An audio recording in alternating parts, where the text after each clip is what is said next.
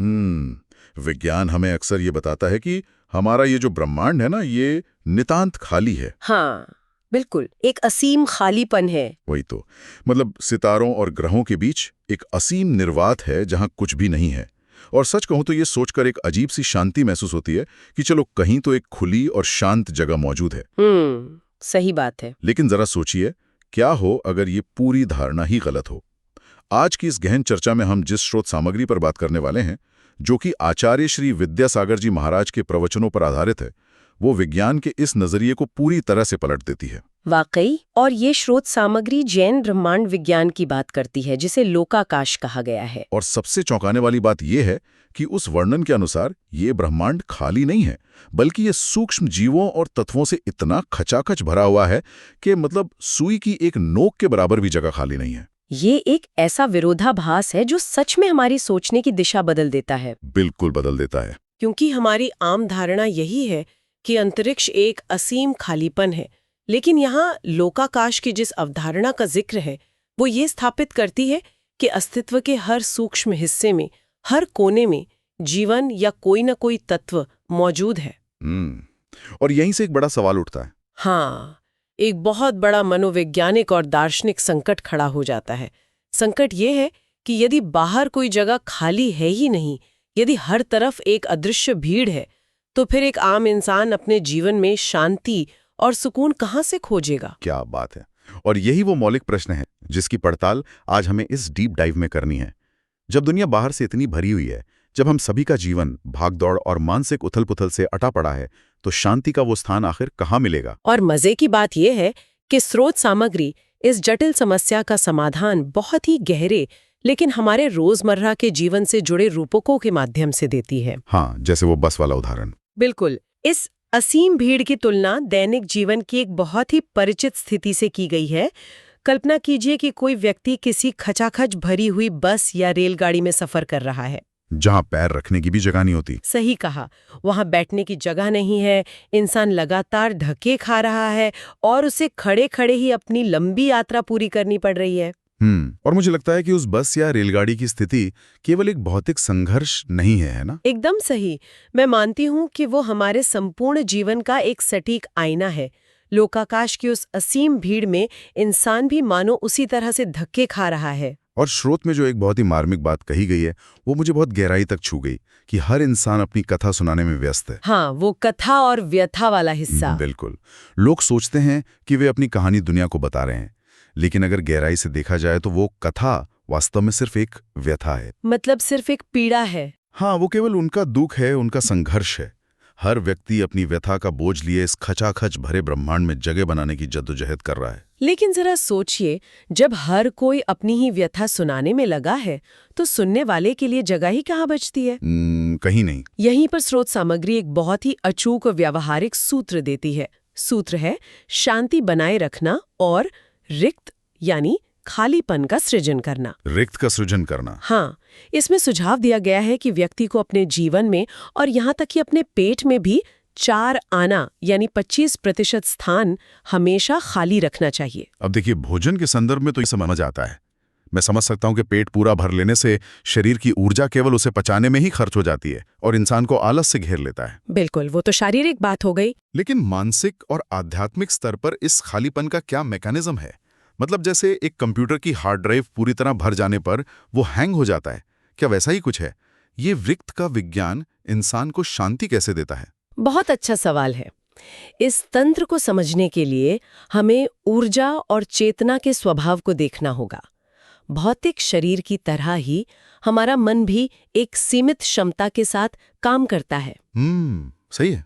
जब कोई व्यक्ति अपने दिमाग को 24 घंटे असीमित सूचनाओं, निरर्थक इच्छाओं और विचारों से पूरी तरह भर लेता है, तो उसकी चेतना बोझिल हो जाती है। वो हैंग हो जाती है, जैसे आपने हार्ड ड्राइव का कहा। बिल्कुल वही बात है। उसके पास नए विचारों को जन्म देने या किसी भी परिस्थिति का शांति से सामना करने की मानसिक क्षमता ही नहीं बचती। खालीपन असल में शून्यता नहीं है, बल्कि वो है एक संभावना है। जब इंसान अपनी इच्छाओं में 25% की कमी करता है या हर चीज पर नियंत्रण करने की जिद को छोड़ देता है, तो वो जो जगह बचती है उसी खाली जगह में शांति का प्रवेश होता है। क्या बात है। मतलब सब कुछ मुट्ठी में जकड़ लेने की मानसिकता ही अशांति का मूल कारण है। एकदम सही। लेकिन ये बात सोचने पर मजबूर करती है कि हमारी आधुनिक जीवन शैली इसके बिल्कुल विपरीत दिशा में भाग रही है। आज के समय में हर व्यक्ति सब कुछ हासिल करना चाहता है, जो है वो पर्याप्त लगता ही नहीं है। हाँ, ये एक अंतहीन दौड़ बन गई है। और इस निरंतर दौड़ को स्रोत सामग्री में बहुत ही रोचक ढंग से प्रस्तुत किया गया है। वहां कलेक्टर यानी जो संग्रह करता है और अतिरिक्त कलेक्टर का एक शानदार भाषाई और दार्शनिक उदाहरण दिया गया। वो बहुत ही दिलचस्प शब्दों का खेल है। इंसान केवल संग्रह करके संतुष्ट नहीं है, उसे हर हाल में कुछ अतिरिक्त चाहिए, सब कुछ एक्स्ट्रा चाहिए। और ये अतिरिक्त की जो दौड़ है, मेरी समझ से वही सारे पतन की शुरुआत है। मैं पूरी तरह सहमत हूँ। आवश्यकता पूरी हो जाने के बाद भी जो पाने की लालसा बनी रहती है, वो शरीर या जीवन की मांग नहीं है, वो सीधे तौर पर अहंकार की मांग है। अहंकार की मांग। स्रोत बहुत स्पष्ट रूप से चिताता है कि प्रकृति में या इस ब्रह्मांड में रिक्त के लिए तो फिर भी गुंजाइश है, लेकिन अतिरिक्त के लिए कोई जगह नहीं है। ये बहुत गहरी बात है। और इसी विचार को आगे बढ़ाते हुए एक और बहुत ही गहरा भाषाई उदाहरण दिया गया है, एक्टर और कैरेक्टर का। हाँ, अभिनय बनाम चरित्र। आज के समाज में हर कोई बस दिखावा कर रहा है, एक तरह का झूठा अभिनय कर रहा है, यानी एक्टर बन रहा है। लोग अपना सच्चा स्वभाव या चरित्र गढ़ने के बजाय बस समाज के सामने एक नकली मुखौटा पहनकर वाहवाही लूटना चाहते हैं। बिल्कुल, जबकि अध्यात्म का जोर इस बात पर है कि व्यक्ति को इस झूठे अभिनय को छोड़कर अपनी कमियों को पहचानकर उन्हें सटीक करना चाहिए, यानी करेक्ट करना चाहिए। एक्टर बनने के बजाय कैरेक्टर सुधारना चाहिए। सही कहा। अपना वास्तविक चरित्र निर्माण करना ही एकमात्र सच्चा मार्ग है। यहाँ मैं थोड़ा रुककर एक बहुत ही स्वाभाविक सा विरोधाभास सामने रखना चाहूंगा। जी बिल्कुल। मतलब अगर हम आज की दुनिया के नियमों को देखें तो ये अतिरिक्त की दौड़ और सबसे आगे मतलब अगवा बनने की जो प्रतिस्पर्धा है, वो तो अस्तित्व बचाने के लिए अनिवार्य से लगती है ना। ये सवाल अक्सर उठता है। भाई, एक विद्यार्थी को दूसरों से अधिक अंक लाने हैं, एक पेशेवर को दफ्तर में दूसरों से बेहतर प्रदर्शन करना है, यहाँ तक कि राष्ट्रों को भी अपनी सुरक्षा के लिए अन्य राष्ट्रों से अधिक शक्तिशाली बनना पड़ता है। तो क्या आगे बढ़ने की ये महत्वाकांक्षा सच में एक पाप है? ये एक अत्यंत महत्वपूर्ण संशय है जिसका निवारण होना ही चाहिए। अध्यात्म कभी भी विकास या प्रगति का विरोधी नहीं रहा है। अच्छा, तो फिर अंतर कहाँ है? यहाँ बुनियादी अंतर आवश्यकता प्रेरित प्रगति और अहंकार प्रेरित लालच के बीच का है। आवश्यकता बनाम अहंकार। बिल्कुल। जब कोई विद्यार्थी ज्ञान अर्जित करने के लिए पढ़ाई करता है या कोई राष्ट्र अपनी रक्षा के लिए मजबूत बनता है, तो वह अपने चरित्र का निर्माण कर रहा है, वो अपनी कमियों को सटीक कर रहा है। यह एक स्वस्थ प्रक्रिया है। समझ गया। लेकिन पाप तब शुरू होता है जब उद्देश्य अपनी प्रगति न होकर दूसरों को पीछे धकेलना या दूसरों का हिस्सा छीनना बन जाता है। मतलब किसी भी कीमत पर श्रेष्ठता साबित करना। हाँ, जब इंसान केवल अपनी श्रेष्ठता साबित करने के लिए उस अतिरिक्त पद या शक्ति की ओर भागता है, तो वो महत्वाकांक्षा एक विनाशकारी अहंकार का रूप ले लेती है। वाकई। स्रोत में राष्ट्रों के बीच की जिस होड़ को पाप कहा गया है, वो अपनी रक्षा की होड़ नहीं है, बल्कि दुनिया पर वर्चस्व स्थापित करने और दूसरों को नीचा दिखाने का अहंकार है। ये भेद वाकई बहुत सूक्ष्म और महत्वपूर्ण है।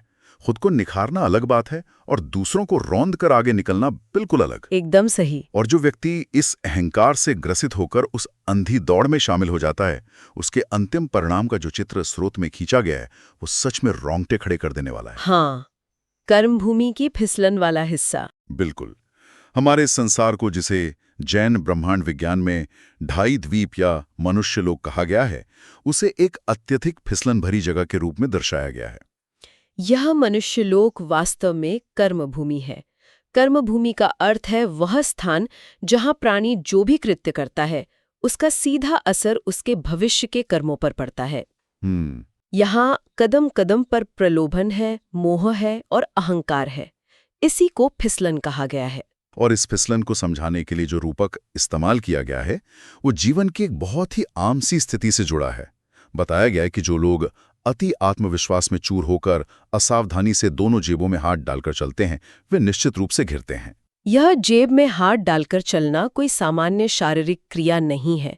यहाँ यह एक बहुत ही शक्तिशाली प्रतीक है। वो अहंकार का प्रतीक है ना? हाँ, यह उस अहंकार का प्रतीक है जब इंसान सोचने लगता है कि सब कुछ उसके नियंत्रण में है, उसे किसी के सहारे की जरूरत नहीं है और कोई भी परिस्थिति उसका कुछ नहीं बिगाड़ सकती। लेकिन चूंकि ये कर्म भूमि अत्यंत फिसलन भरी है, यहाँ अचानक परिस्थितियां बदलती हैं। बिल्कुल बदलती हैं।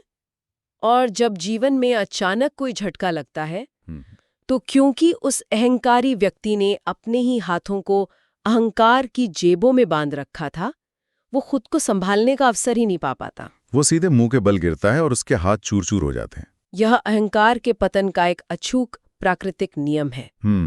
और जब ये पतन होता है तो उसका अंतिम पड़ाव क्या होता है? यहाँ स्रोत में जीवन की विडंबना और एक बहुत ही गहरे डार्क ह्यूमर का प्रयोग किया गया है।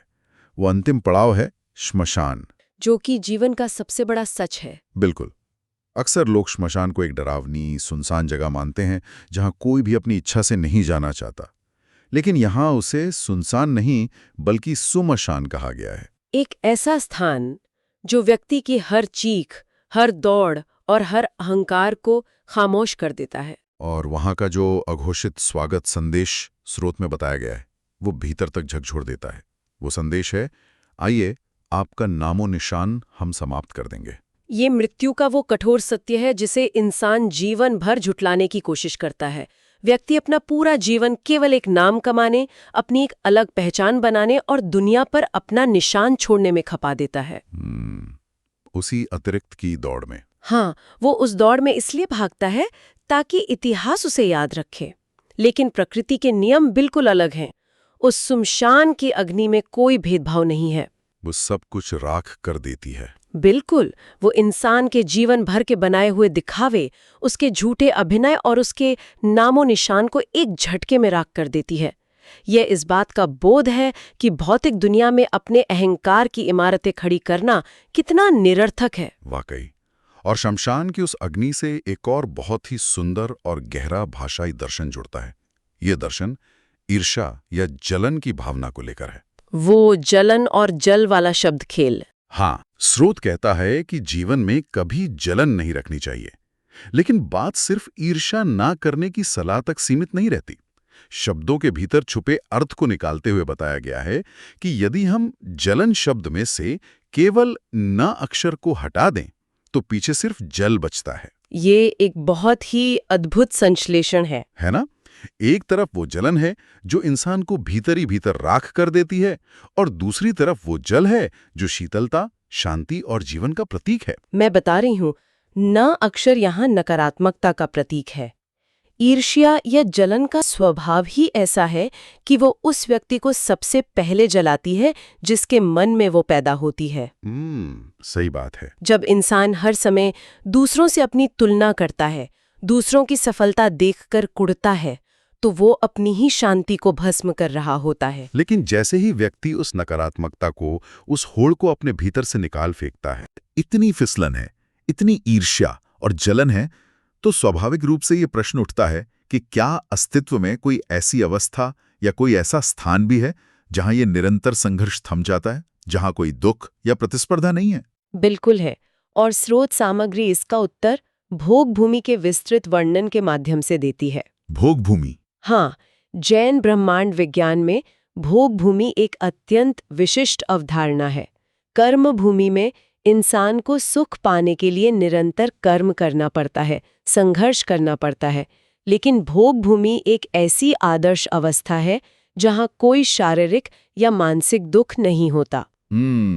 स्रोत में इस शुद्धता का वर्णन बहुत ही बुनियादी स्तर से किया गया है। बताया गया है कि वहां जीवन को कष्ट देने वाले छोटे छोटे जीव जैसे खटमल या मक्खी तक नहीं होते। बिल्कुल, वहां किसी प्रकार का कोई शोक नहीं होता, किसी की असमय या अकाल मृत्यु नहीं होती, और ना ही किसी प्रियजन से कभी कोई वियोग होता है। एक प्रकार से ये पूर्ण सुख की अवस्था है। और जो बात इसे सबसे रहस्यमयी और दिलचस्प बनाती है वो है वहां मौजूद कल्प वृक्ष। हाँ, कल्प वृक्ष का विचार। ये ऐसे वृक्ष बताए गए हैं जो व्यक्ति के मन में उत्पन्न होने वाली हर इच्छा को तत्काल पूरा कर देते हैं। एक ऐसी जादुई व्यवस्था जहां इच्छा करते ही वस्तु हाजिर हो जाए, जैसे कोई कॉस्मिक वेंडिंग मशीन हो। ये विचार बहुत ही लुभावना लगता है, लेकिन यहीं पर दर्शन का सबसे गहरा और तार्किक पहलू सामने आता है। अच्छा, वो कैसे? ये कोई जादू नहीं है और न ही ये कोई ऐसी व्यवस्था है जहां हर किसी को बिना किसी आधार के सब कुछ एक समान मिल जाता है। स्रोत स्पष्ट रूप से बताता है कि भोग भूमि में भी श्रेणियां होती हैं। मतलब वहां भी लेवल्स होते हैं। हाँ, जघन्य यानी सबसे निम्न, मध्यम और उत्कृष्ट यानी सबसे उच्च श्रेणी।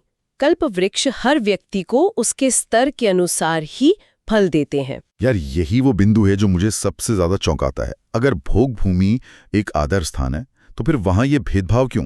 ये श्रेणियां किस आधार पर तय होती हैं?